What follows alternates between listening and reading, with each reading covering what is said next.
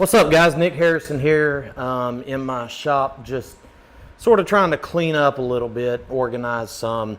And this is going to be a short video, but I want to show you a cheap and quick alternative to buying the store-bought pen press when trying to assemble your pens.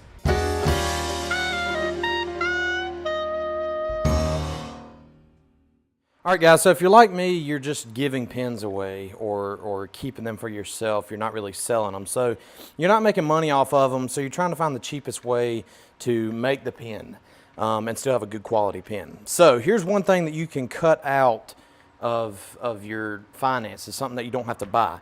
This is a pen press that I have made. I simply bought this toggle clamp, I believe it's called, off of Amazon. I'll put a link to this down in the description of the video. You can buy one too. But it's just a clamp that moves back and forth, has a little handle here, and then on the end there's an adjustable nut and bolt that go in and out, which I love that because it adds small increments if I need it when assembling the pen. So I just mounted this to a 2x10 that I ripped down to probably roughly 2x6. And then I just ripped down a 2x4, drilled some holes in here, and put, I believe this is a 1/4-inch dowel rods in here. Drilled some holes on my board, on my base, to where I can put this block in here depending on what size pen I'm trying to assemble.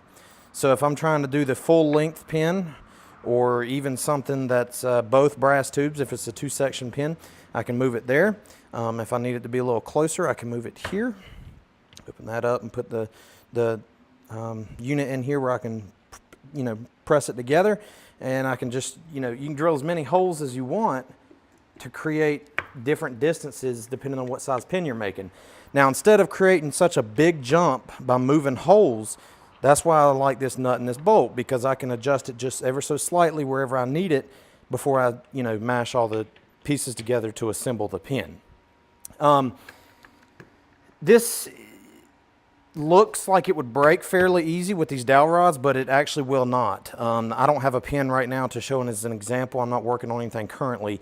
But you would literally have to have enough pressure to break the dowel rods sideways, laterally, in order to break that off by applying pressure, and that's not going to happen. Now, just so you know, before I made that pen press, I was using the lathe as my pen press. So I was actually just putting my blank in between the end of the mandrel here and then my tailstock, and using the crank to press my pieces together. It was working fine. This mandrel, they're both solid pieces of metal. Everything, holds together fine.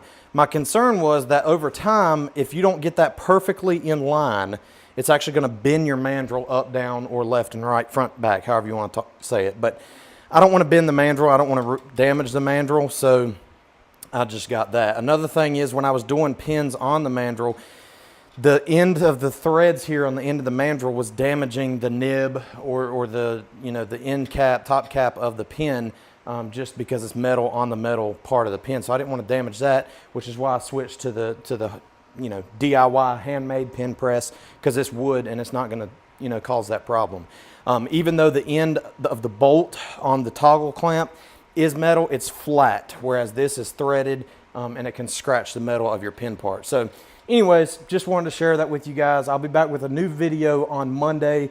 Don't forget to like this video if you found it helpful. Leave any questions, comments, or concerns down in the comments section, and smash that subscribe button if you enjoyed the video, if you enjoy wanting to get my videos from now on. So you can find me online at www.meetnickharrison.com, and you can find me on social media, including Twitter and Instagram, with the handle @TheNickHarrison. So find me there. Thanks for watching, and I'll be back on Monday.